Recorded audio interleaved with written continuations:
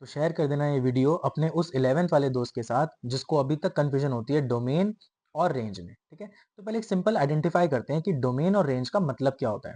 देखो, class 9th में आपने ऐसे कोऑर्डिनेट्स पढ़े होंगे, है ना। क्लास 10th में भी आपने ऐसे कोऑर्डिनेट्स पढ़े होंगे जिसमें आपने पॉइंट्स पढ़े होंगे 1,2, 3,4। बेसिकली एक्स कॉमा वाई आपने पढ़ा होगा, ये आप पहले से जानते हो। तो इस एक्स कॉमा वाई में हम इस एक्स को बोलते हैं इनपुट, और इस y को जो आता है उसके बाद उसको बोलते हैं हम आउटपुट। अब इसको सिंपली आइडेंटिफाई कैसे कर सकते हैं। आपको जो भी पॉइंट्स दे रखे हैं उसमें हर x की वैल्यू को आप बोलते हो डोमेन, और हर y की वैल्यू को आप बोलते हो रेंज। फॉर एग्जांपल, जैसे आपके पास एक पॉइंट 1,2, तो इस 1 को मैं बोलूंगा डोमेन और इस 2 को मैं बोलूंगा रेंज। इसका सिंपली मतलब ये है कि 1 हमने कहीं पर पुट किया तो उसका रिजल्ट हमें 2 आकर दिया। ऐसे यहाँ पर डोमेन है 2 तो उसकी रेंज है 4, तो 4 यहाँ पर डोमेन और 8 यहाँ पर रेंज। ऐसे 8 10 में 8 यहाँ पर डोमेन है और 10 यहाँ पर रेंज है। ठीक है, यहाँ तक क्लियर। उसके बाद अगर हमें बताना हो कि डोमेन यहाँ पर क्या क्या थी, तो इस सबके फर्स्ट फर्स्ट नंबर्स आप उठा लो। तो मैं कह सकता हूँ यहाँ पर डोमेन कौन कौन सी थी, 1 2 4 और 8, तो ये सेट बन गया, set of domain.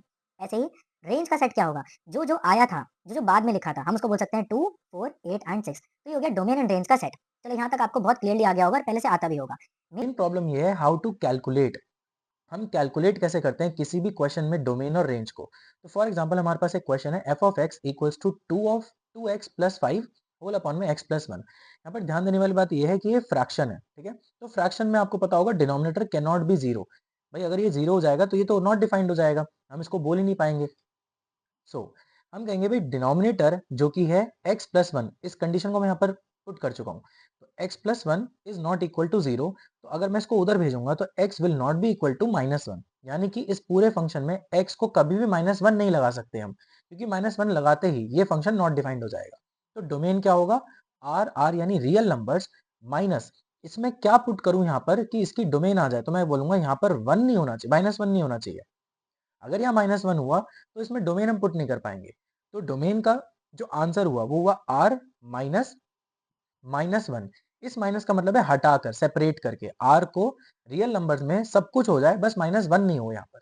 Now for range, range के लिए हम क्या करते हैं, पूरे फंक्शन को, हमारा जो पूरा फंक्शन है हम y के बराबर पुट कर देते हैं।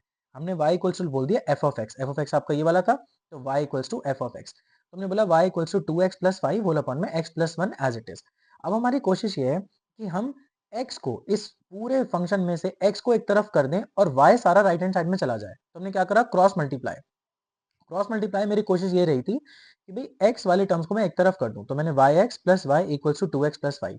अब x वाले टर्म को मैं इधर करूंगा, क्योंकि मेरी कोशिश यही है कि मैं x वाले टर्म्स को एक तरफ करूं। तो yx माइनस 2x, और ये बिना x वाले जो टर्म्स है उनको मैंने एक तरफ कर दिया। आई होप ये वाला क्लियर होगा। उसके बाद x यहाँ से कॉमन लेंगे, क्योंकि मुझे x को ही एक तरफ अकेला करना है।